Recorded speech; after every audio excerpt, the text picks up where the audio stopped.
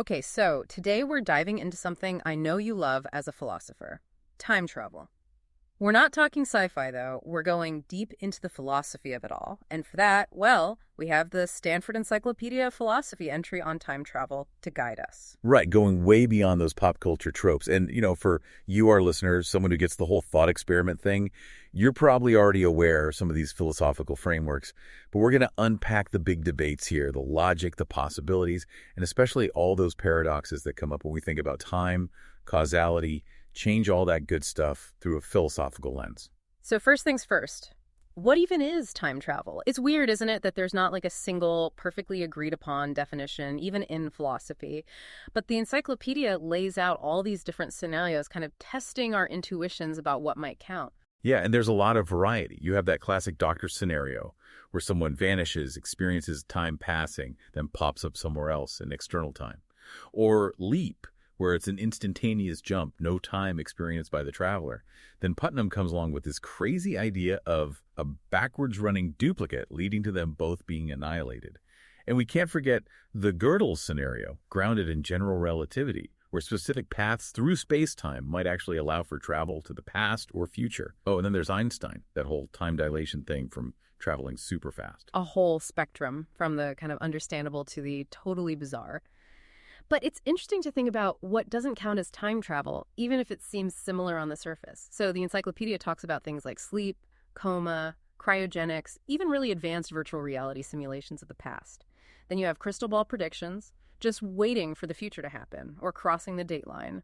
The important thing to remember here, philosophically speaking, is how the traveler's own experience of time lines up with external time, that objective timeline we all share. And there also has to be a feeling of actually moving through time, a journey, which is missing in cases like just waiting around or looking at the past through some medium. This leads us to David Lewis's definition, which is all about the difference between external time that's shared, objective timeline, and the personal time of the traveler. He says time travel is when these two don't match up between departure and arrival. It's a good definition, right? It works for those intuitive cases like the doctor scenario, and it rules out stuff like just waiting. But the encyclopedia notes that it has trouble with Gödel-type scenarios. When space-time gets all warped and curvy, this idea of a single consistent external time gets messy. It's like trying to measure something with a rubber ruler in a funhouse mirror, And then there's that other definition, the one that says time travel is all about closed time-like curves, CTCs for short. Imagine space-time not as a flat grid, but as a fabric that gravity can bend and twist. A CTC is basically a loop in that fabric, so an object's path through space-time could intersect with itself.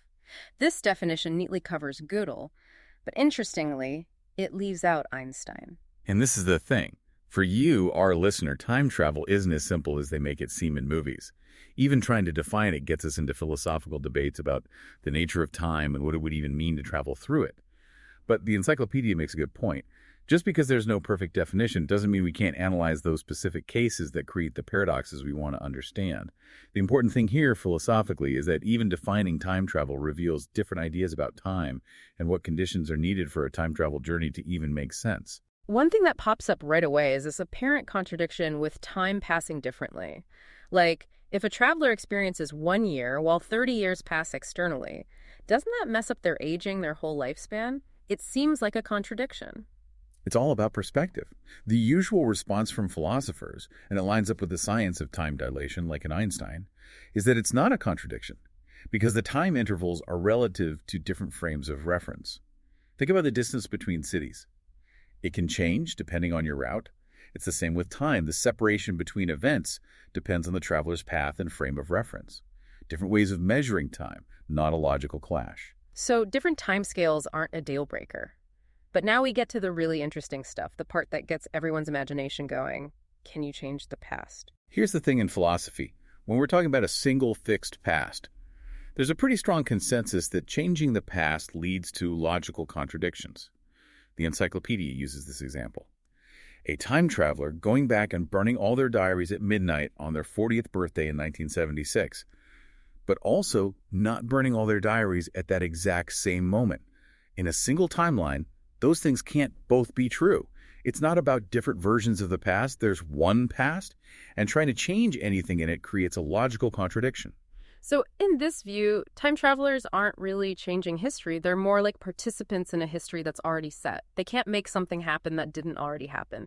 If there was a dust mote just sitting there on some day in the past, they can't suddenly decide to blow it away.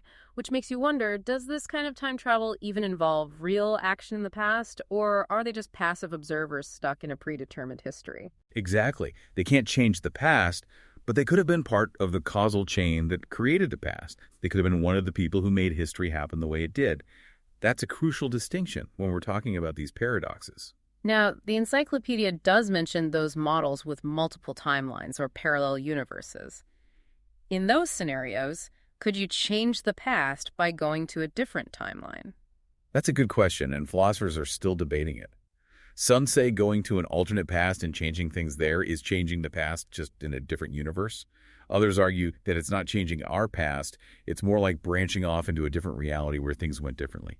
These multi-universe theories definitely offer ways around some of those logical problems with a single past, but do they really capture what we mean by changing the past? That's still up for debate.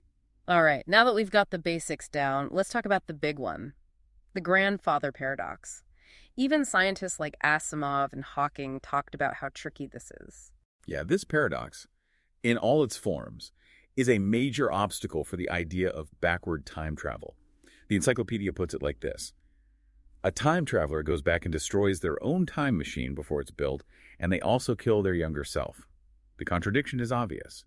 If this happened, the time travel trip could never have happened in the first place. So, if the trip occurred, it didn't occur, meaning it can't occur. And if you just say, well, you can't change the past, that feels like circular reasoning, right? We need to understand why a time traveler couldn't do those things. What's stopping them from pulling that trigger? Exactly. That's where David Lewis comes in with his idea of commonplace reasons. He's not talking about time police or anything like that.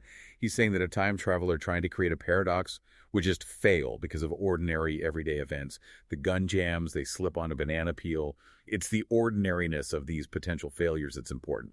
So it's not about logical impossibility. It's about practical improbability because the world is full of these random little things. But even with these commonplace reasons, there's another problem.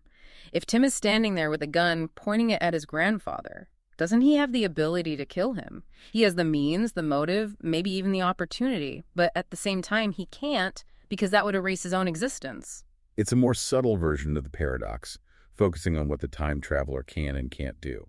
Lewis's solution is all about context. He says, Tim can kill grandfather. It's true in some ways, he's physically capable, he has the weapon, he wants to do it. But it's false in other ways, mainly because we know grandfather lived long enough to have Tim's parent. There's no single situation where it's both true and false, so the contradiction disappears when you realize it's about different sets of facts.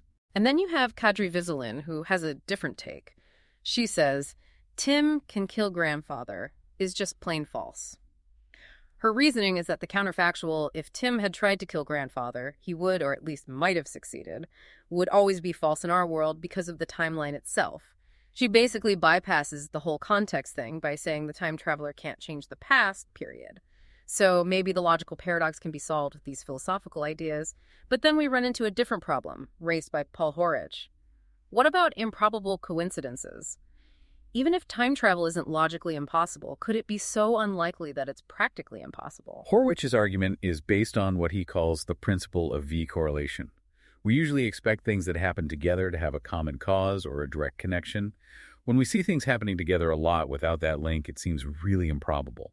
Like if you saw students wearing the exact same outfit every day for a week, you'd think that's way too much of a coincidence. So how does this apply to our time traveler and his grandfather? Well, if every time the time traveler tries to erase their own existence, a bunch of random things happen to stop them. A gust of wind, a distraction, the time machine breaking down, it seems really unlikely that these events would just happen to line up perfectly every time, especially without any obvious connection between them. Horich says backward time travel would need these kinds of uncaused correlations all the time to avoid paradoxes, making it extremely unlikely. So even though philosophers have ways to deal with the logical contradictions, there's this other challenge.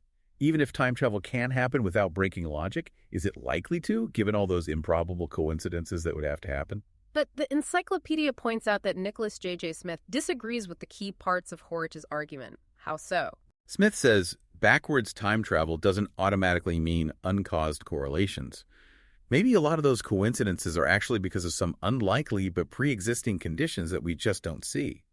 He also questions whether the fact that we haven't seen these uncaused correlations in the past means they can't happen in the future, especially if there's some reason to expect them.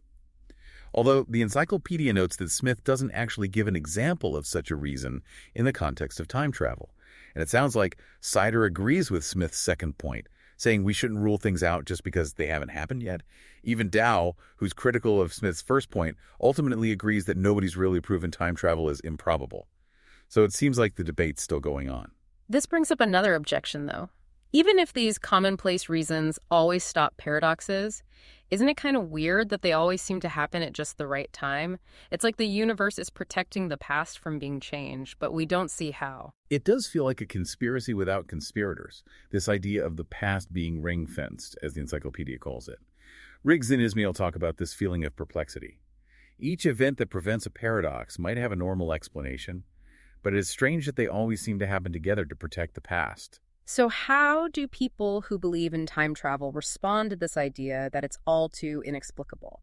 Barron and Colvin say that maybe a purely causal explanation doesn't work, but Lewis offers a logical one. The reason Tim can't kill grandfather isn't just bad luck, it's the law of non-contradiction. A scenario where he successfully changes the past in a paradoxical way is just logically impossible. Smith has a similar view, saying this appearance of inexplicability is an illusion. Any description of someone changing the past in a way that makes sense would actually contradict itself. It's like reality itself is preventing these paradoxical changes at the most basic level of logic. Okay, let's shift gears a bit and talk about causation and how it works with backward time travel. The encyclopedia points out two main concerns: backwards causation itself and the possibility of causal loops. Yeah, the idea of an effect happening before its cause, its backwards causation, is a tough one for a lot of philosophers to swallow. The encyclopedia talks about the bilking argument as a classic objection. The idea is that if event A causes event B, which happens later, we should be able to stop A from happening and therefore stop B from happening. But if we can't stop B by stopping A, then A can't be the cause of B. But the encyclopedia also says there are some problems with this bilking argument. Right. The bilking procedure depends on being able to manipulate the supposed cause over and over, but that's not always possible if the cause is a unique event. Also, we need to know if the effect has already happened before we try to change the cause, which is tricky with backwards causation. These problems mean there might be cases where backwards causation is happening and the bilking argument just can't rule it out. And even if a bilking attempt fails, that doesn't automatically mean backwards causation is happening. There could be other explanations, like that example in the encyclopedia about the time traveler's photographs showing up before they were even born. Just because someone tries and fails to stop their future time travel doesn't mean their arrival in the future caused the photo to appear in the past. Maybe something else entirely is going on. Exactly. Failing to bilk something might make backwards causation a possibility, but it doesn't make it the truth. We need to look at the whole situation and all the other possibilities. Now, let's talk about causal loops, the idea that an event can be both the cause and the effect of itself indirectly through a time traveler. Causal loops are definitely mind-bending. The encyclopedia gives some classic examples. A time machine that was never invented by anyone, information that's passed to oneself through time, a self-fulfilling prophecy where a time traveler makes it happen. The question is, does backwards time travel automatically mean these loops have to exist? And it sounds like philosophers haven't agreed on that either. The encyclopedia mentions different views from Lewis, Meller, Hanley, and Monton. Yeah, it's a mixed bag. Some philosophers say any backwards causation in time travel has to lead to a loop.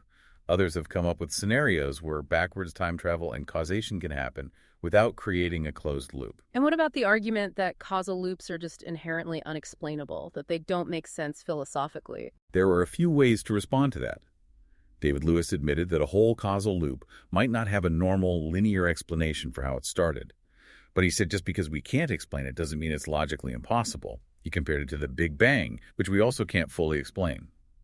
Others, like Hanley, argue that not all loops are unexplainable.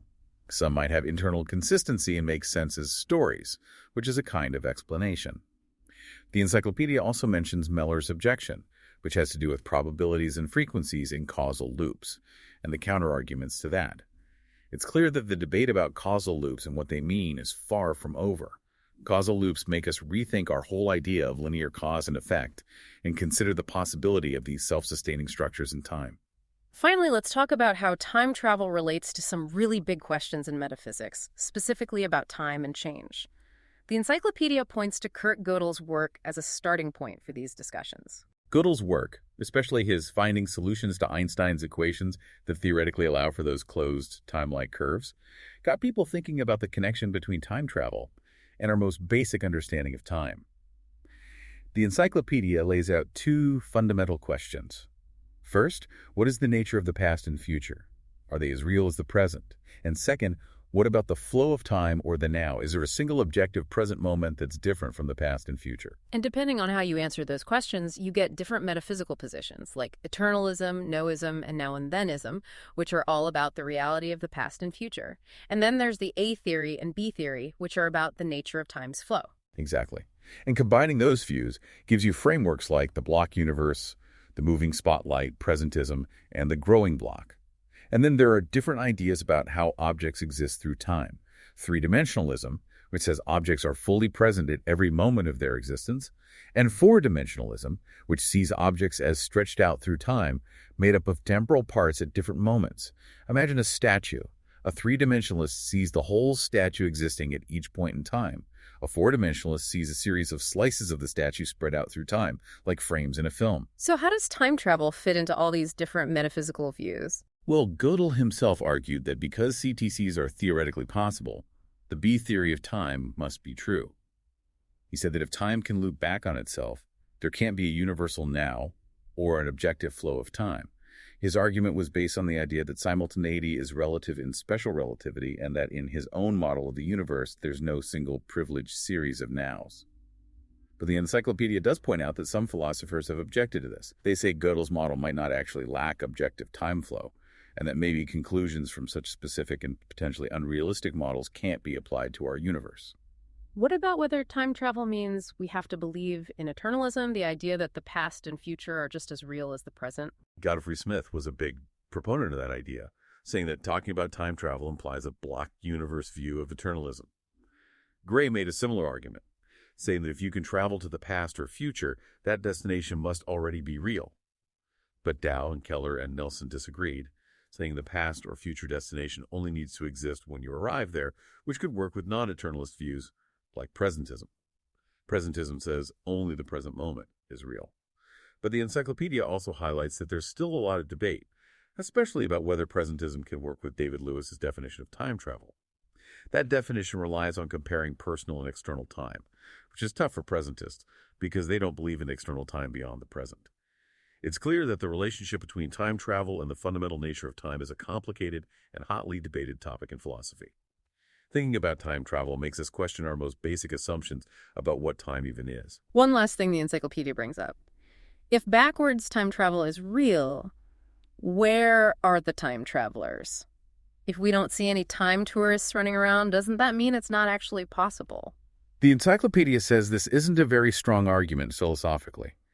There are plenty of reasons why we might not see time travelers. Maybe they visit without us noticing, or maybe time travel is super rare and expensive. Or maybe future time travelers are more interested in other times than ours. Importantly, some theories about space-time only allow for those closed time-like curves to form in the future, so you couldn't travel back to any time before those CTCs were created.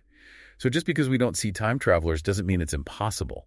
It just shows how much we don't know and the potential limits of any future time travel technology. Well, that was a wild ride through the philosophy of time travel, thanks to the Stanford Encyclopedia of Philosophy entry. We've tackled the problems of defining it, the logical twists of the grandfather paradox, those worries about improbable coincidences, the mystery of how things seem to prevent paradoxes, and the huge implications for how we understand causation and the nature of time and change. It really stretches your mind to think about time travel philosophically. Even if it turns out to be physically impossible, just exploring the logic and the paradoxes tells us so much about time, causality, and the way we understand reality. So, for you, our philosopher listener, here's something to think about.